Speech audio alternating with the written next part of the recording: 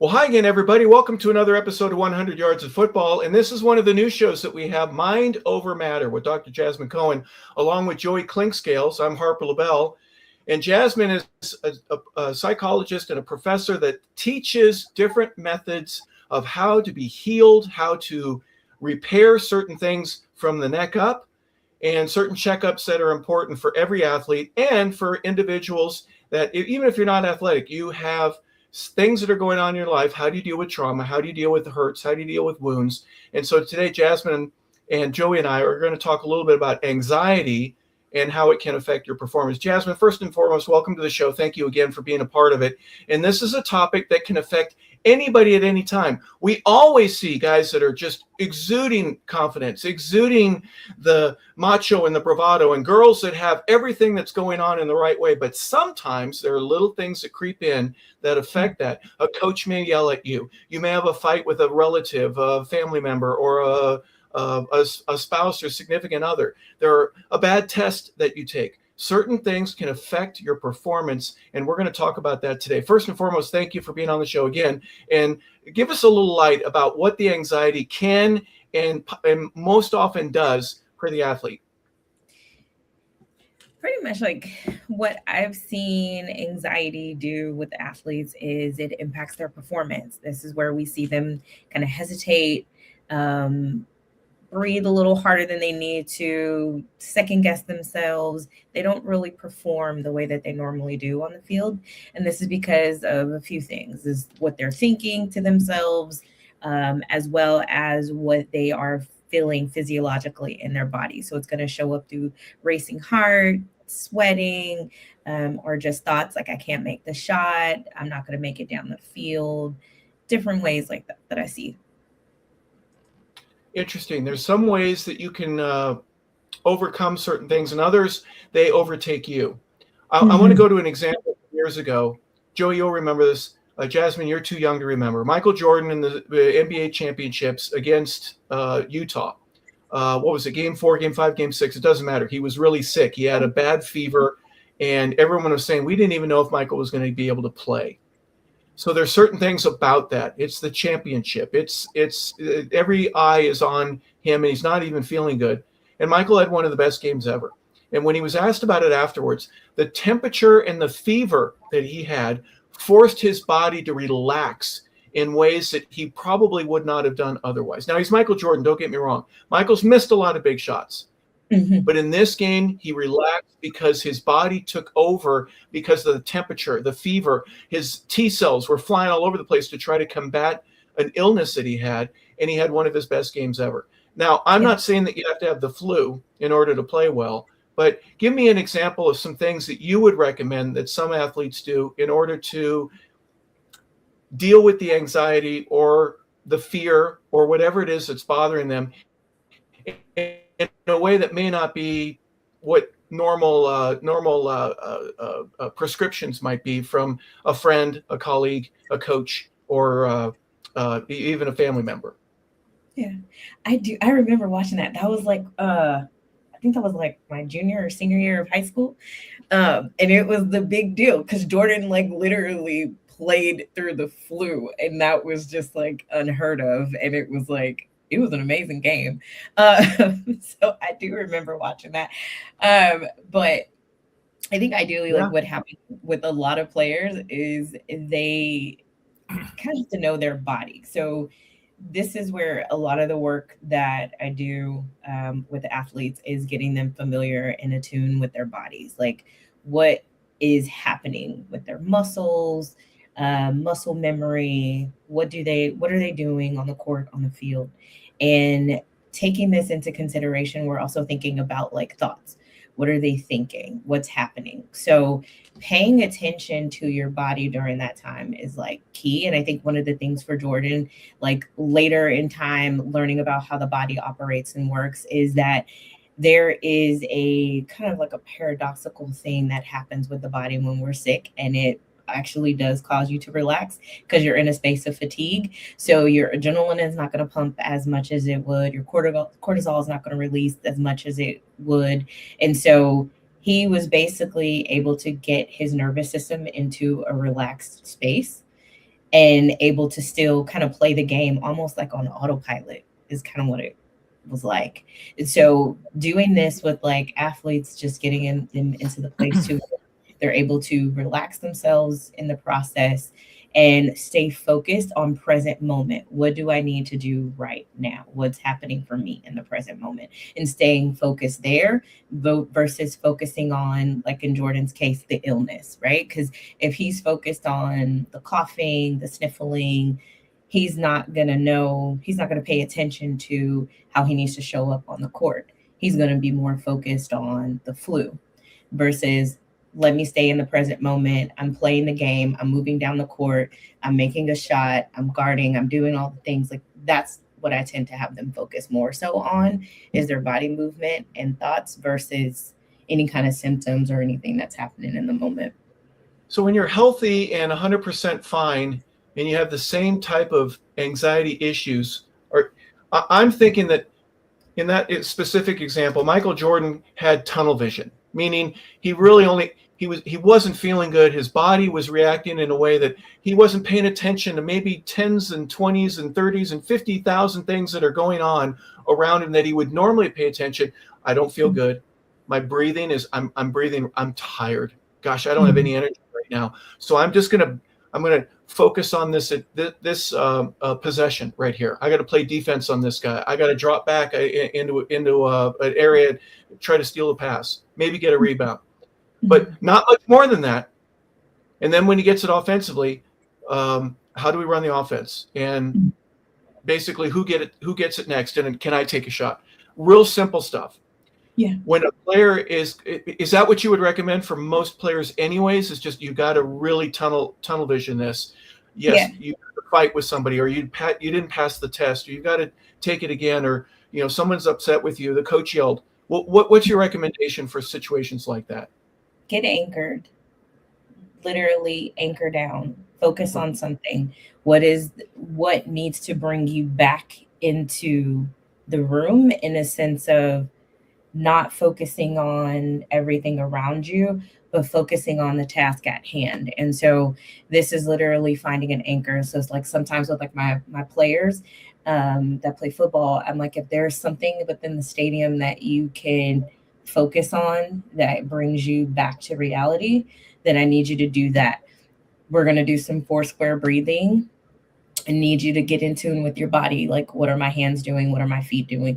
Really getting them to the place of anchoring down and focusing back on the present moment. That's so let me ask, so some of our audience may not know what 4 square breathing is. Could you explain that real quick for us? Yeah, so 4 square breathing is pretty much like inhaling for 4 seconds, holding it for 4 seconds, pushing it out, breathing out for 4 seconds, holding it there for 4 seconds, and just starting it all over again. So typically what I tell people is like, if you've ever blown up a balloon before, when you inhale in and you get that air into your lungs, it's going to pass into your stomach. And so then your stomach is going to fill up like a balloon. And when you push the air out, it's going to pass through the lungs again. It's going to come out through your mouth, and then it's going to deflate like a balloon. So you're going to feel your stomach pull into your back. And so 4 square breathing, it can be done quick and fast, but it's a good way to regulate the nervous system, especially in the moment, because it's allowing oxygen to basically flow quickly through the body, which is what we want. Because sometimes what happens is players hold their breath, and you see them on the sideline. They're like, it's already tiring. They're getting oxygen, all the things. And I'm like, are you out there holding your breath? Because I need you to breathe while you're on the field. I need you to breathe while you're on the court. If you're running, I need you to breathe while you're running. So practice this. Because if you're holding it in, the brain's not getting oxygen. So it's not going to be able to function as quickly as it needs to. So from an anxiety perspective, go ahead. Yeah. So from an anxiety perspective, when that's going on, you have athletes that deal with a lot of negative talk, a lot of negative self-talk. So when that's happening, would you recommend doing the same thing that you're talking about from a breathing exercise or something like that? Sometimes athletes go down this path where in pressurized situations, they either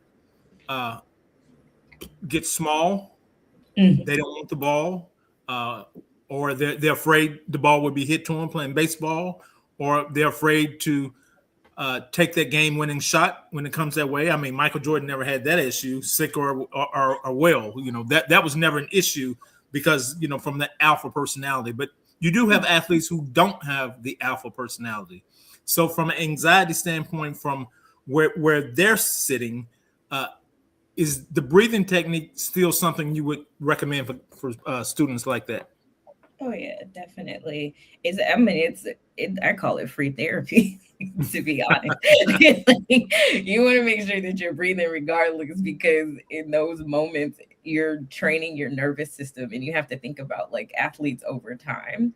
They have trained their nervous system to operate in spaces of anxiety. It's not necessarily that the anxiety goes away because you need it to perform. That's what helps optimal performance.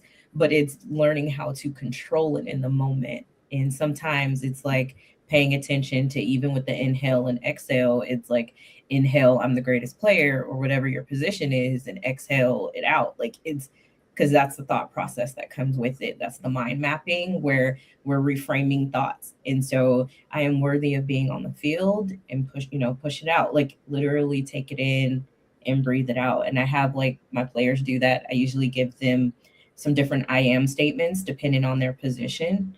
So that way, when they're out there, it's just like a constant reminder of who they are on the court, who they are on the field, who they are, like golfing, everything. It's reminding yourself who you are. And sometimes you got to remind yourself you're the greatest player of all time. Like, if that's going to help you.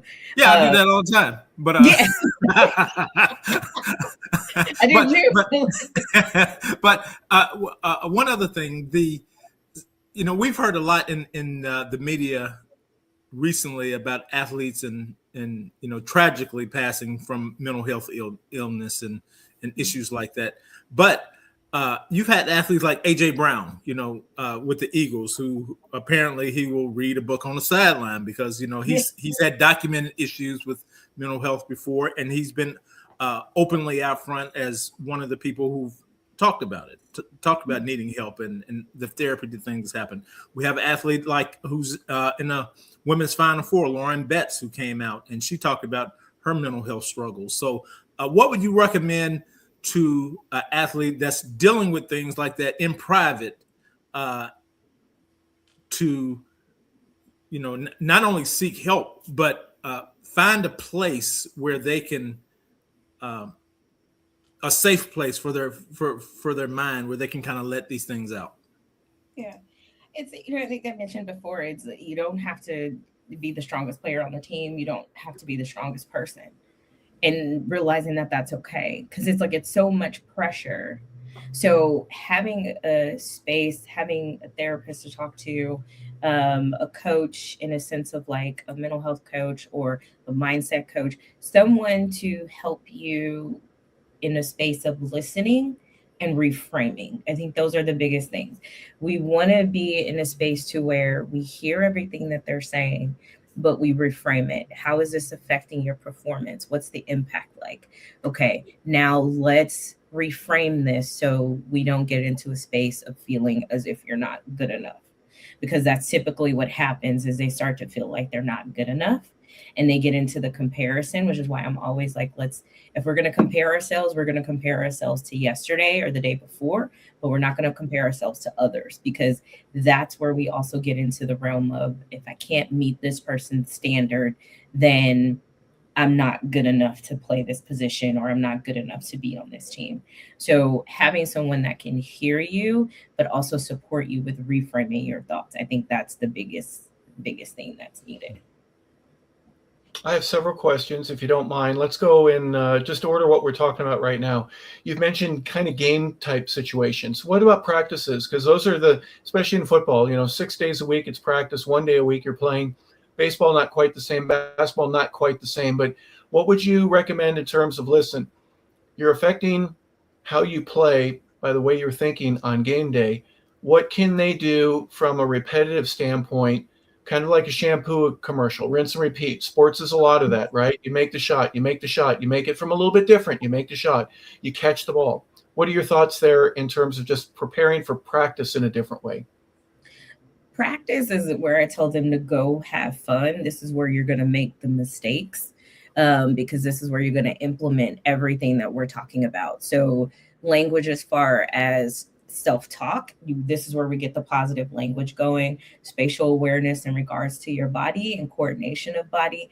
How are you moving around the court? How are you moving on the field? How are you interacting with your players around you? This is where you are going to become more accustomed to your body and the movement, because the more you build up the muscle memory, the more your nervous system gets accustomed to you doing the same thing over and over again. It's going to be a lot easier to start implementing the breathing a lot faster and getting you to the place to where you're reducing cortisol, the adrenaline's not pumping as much, and you're maintaining your nervous system in the process. So this is where I tell them to practice, because practice is where you can make the mistakes, versus I don't want you to not practice any of the things that we talk about, and then you get out in the game and then you're making penalties. I prefer you practice these steps during practice, so then it's part of your routine. So when you actually get out there and play the game, it becomes more natural. And that's kind of what we see. Like we've all seen Steph Curry, how he's in the locker room and somehow this kid knows how to make a 3-point shot. It's muscle memory. It is literally his parietal lobe, his temporal lobe, all of them working together, because mindset wise, nervous system wise, he knows exactly what he's going to do. He knows how to make the shot and he does it. But this takes training, and it's training his nervous system to work with his mindset to where he's able to do these shots from the concession stand, it seems like. So it's literally using practice as a way to practice these skills over and over again, so it becomes a part of your normal daily routine. And I tell them, yeah, even when you're just like sitting in the car before you go to sleep, when you're watching film, practice these steps. Like, pay attention to what you're thinking to yourself during that time and start to reframe it, because that's where it gets in your body and it gets in your mind, and then it becomes natural. Yeah, and seeing it in your mind's eye and correcting it if it doesn't go in, right? You do it again. Mm-hmm. It's okay to make a mistake and do that. One of the things I wanted to bring up too is explain if this is a bigger problem than I may be aware of. The fear and anxiety, yes, I understand that. But what about the fear and anxiety of somebody on your team that knows about it?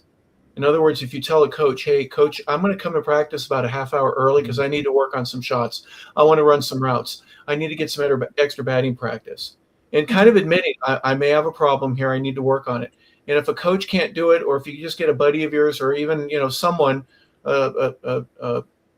another student, to put balls in a machine and feed you and give you an opportunity to hit or catch or do whatever. Steph Curry is always making 3-pointers from the concession stand before the game. He goes out before anybody else and he's shooting, he's dribbling, he's doing whatever. He's spending more time than what I would, right? And he's invested it wisely. Kobe Bryant was the last guy to leave the gym and the first one to show up the next day. And he'd go home and he'd work out as well. So there's something extra effort, isn't there? Yeah, it's so interesting because there's so many different factors. You got genetics, that is like a huge factor, of course. And then, as they say, practice gets you close to perfect. Don't want to say perfect, but it really depends on the player and their passion. That's huge.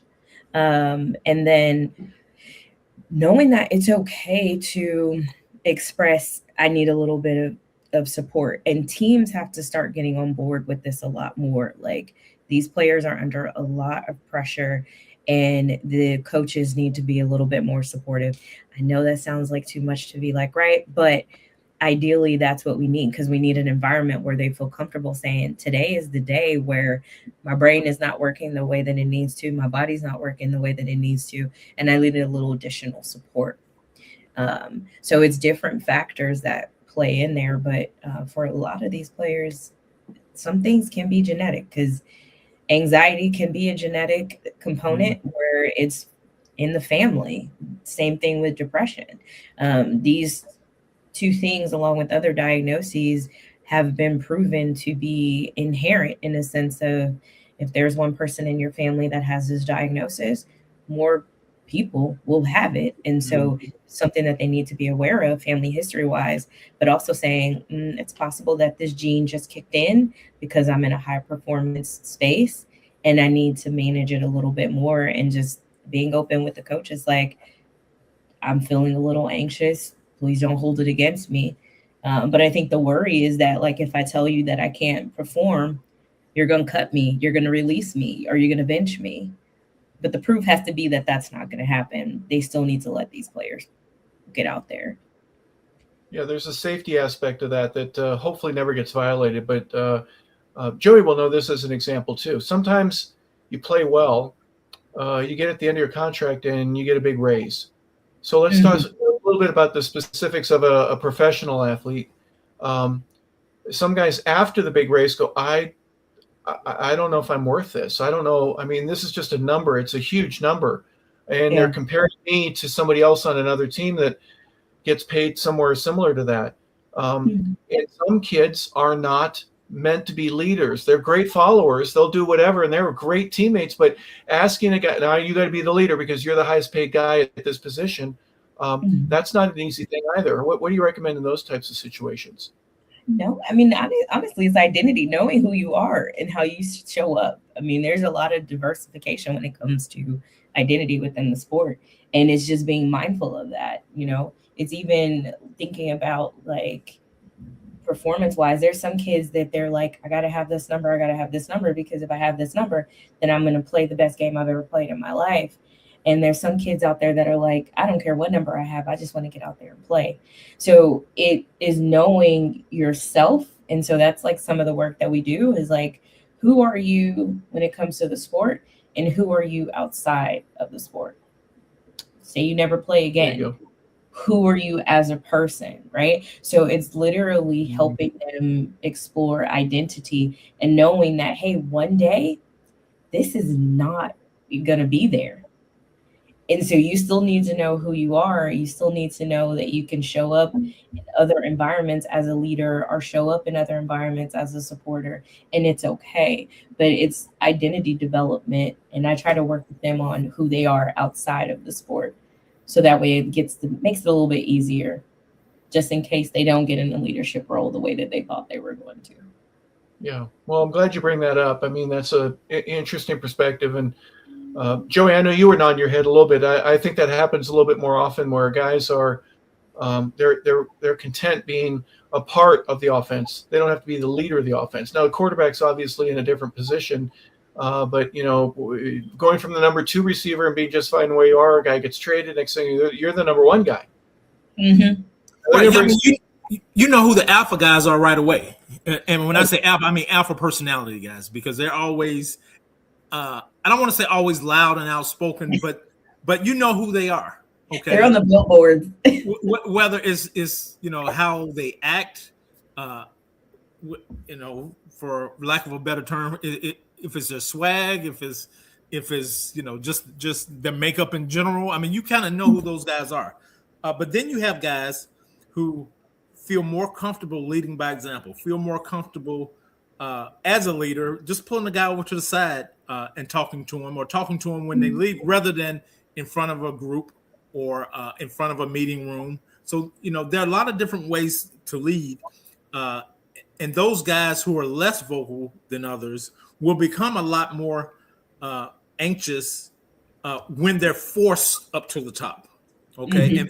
And their paycheck, what they're being paid for their actions on the field, shouldn't force their leadership, because you can't force leadership. Yeah, there's just some kids that just want to play the game. They don't want to lead. And in those cases, I'm like, let your film speak for itself. You don't have to take on this big role within the team. You can literally just be a player, but there's this worry that, like, well, if I'm not outspoken, if I'm not, it's not a real thing, but I kind of call it the Dion effect, because Dion was so, like, outspoken and it was like all eyes on him. But there were other players that played with Dion that were amazing. Correct. They just wanted to play the game, right? And so it's like you can be an amazing player and still get out there and show your talent and not have to force yourself into a role that you don't feel comfortable taking. And it's okay to tell the team, I don't think this is for me. Like, right. And it's so unfair today to these kids because of social media and what have you. I mean, everybody's trying to build up their brand. Yeah. And you build up your brand by the things you do online, the things you post and what have you.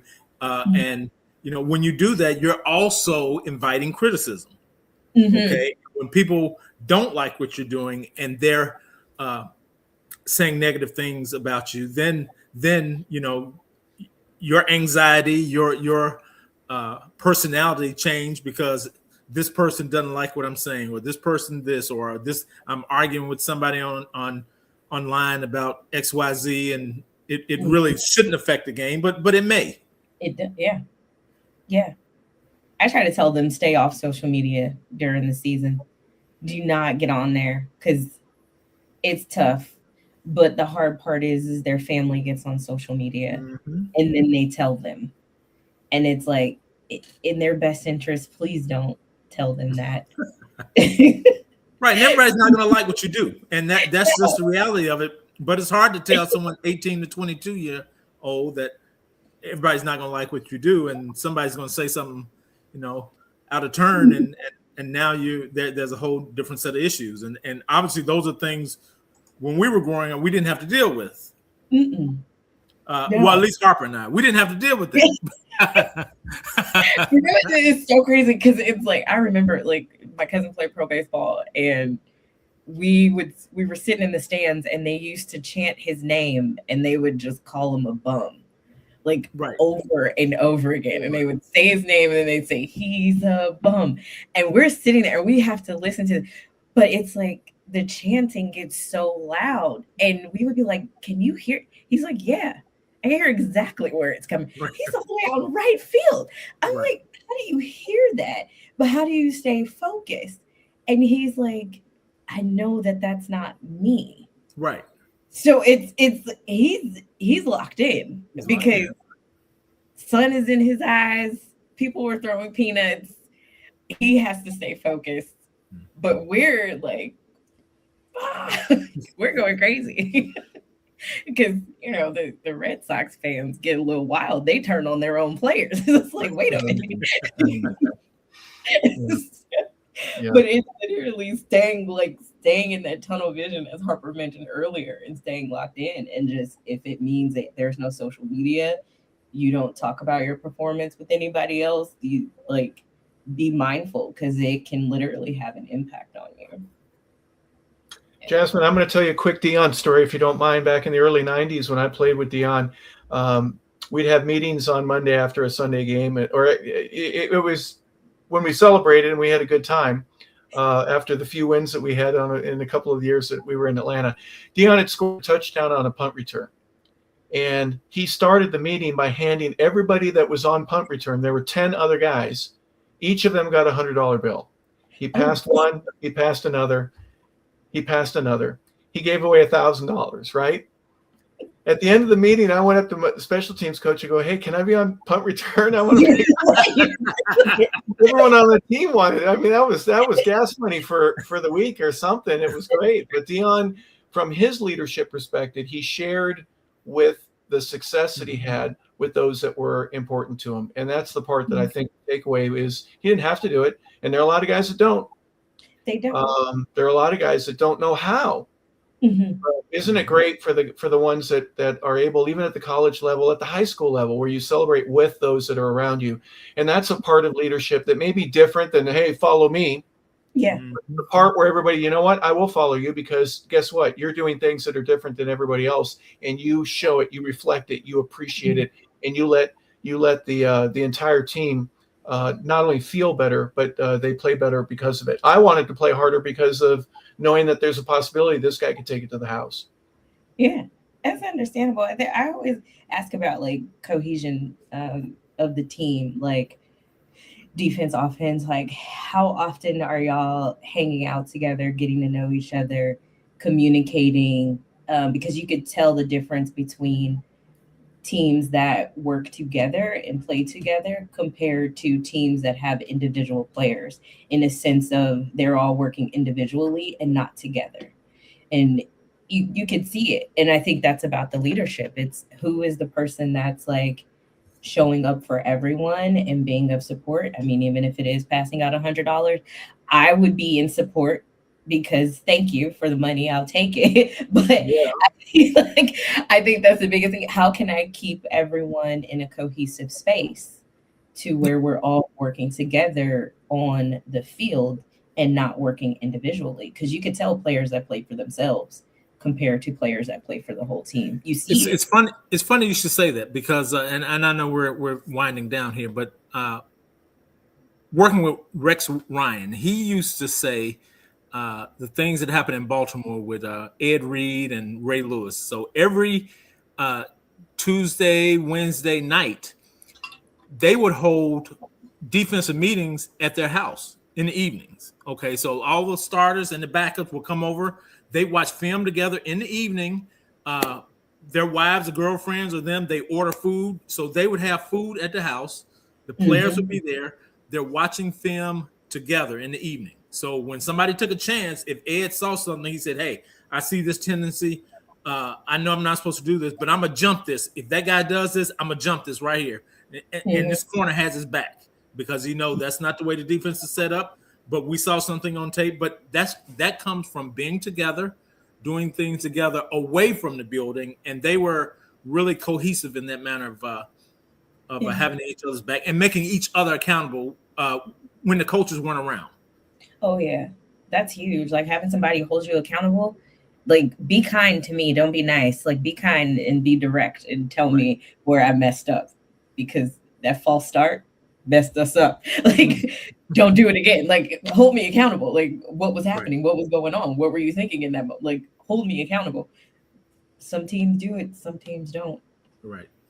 And a lot of great things that we talked about here today. Jazzmin, real quick, summarize and final thoughts for us, if you wouldn't mind, just the anxiety and the performance. There are a lot of things you see. Do you have anything else that you want to add before we're done? Yeah, I think the biggest thing to sum it up is like mindfulness is key. Being aware of self is key. And just knowing that the goal is really to build up nervous system, build up identity to where it's strong enough. So when you have to make those in the moment decisions, you trust yourself and you trust your body and you're able to do it. I think those are the biggest things. That's kind of how I would sum it up, because the anxiety is going to be there. You just have to regain control over it. Well, there you have it, ladies and gentlemen. We appreciate Jazzmin and her thoughts and perspective. For obvious reasons, there's some things that can help any athlete at any time, whether you be a very young one or a cagey old veteran, like Joey and I got to be playing in the National Football League. But great advice and some interesting tips on how to deal with anxiety and how to improve your performance through that. I thank you for Joey Clinkscales being a part of the show as well. Joey, thank you so much. Your contribution, especially with knowing what certain things that players would do and how they would go above and beyond. There needs to be more of that. It makes such a difference in a team. And obviously when you're fighting for a Super Bowl, that's a great example. I appreciate you bringing that as well. So for Jazzmin Cohen, I appreciate you being with us as well. For Jazzmin, I'm Harper LeBel. And for Joey Clinkscales, this has been Mind Over Matter as a part of 100 Yards of Football. We appreciate you being a part of the show here today. If you like it, please subscribe and tell a friend. And in the meantime, have a